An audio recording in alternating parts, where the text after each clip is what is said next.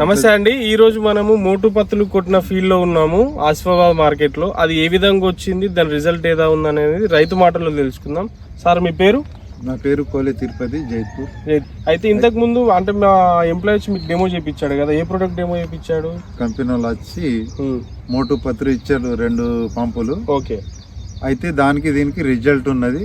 మోటు పత్రి కొట్టిన పేను పోయింది, మళ్ళీ గ్రోత్ కూడా మంచిగా వచ్చింది, చెట్టు కూడా బ్రాంచెస్ వచ్చినాయి. మన దాంతో ఏంటంటే దీంట్లో కొంచెం ఏంటంటే మీరు అటు వేరేది కొట్టారు కాబట్టి అటుకి దీనికి డిఫరెన్స్ మీకు కనబడుతుందా సార్ మీ అందరికి? అంటే ఇప్పుడు మోటు పత్తులు కొట్టలేదు, అది దానికి దీనికి మీకు డిఫరెన్స్ కనబడుతుందా సార్? ఇటు మంచిగా ఉంది కదా, అదే మోటు పత్తులు బాగుంది సార్. రిజల్ట్ కనిపిస్తున్నది. మన రైతుకి ఏం కావాలంటే పంట రావాలి. అది అవును, పంట రావాలంటే మనం మంచి మందులు వాడుకోవాలి. మోటు పత్రం మంచిగా పనిచేసింది.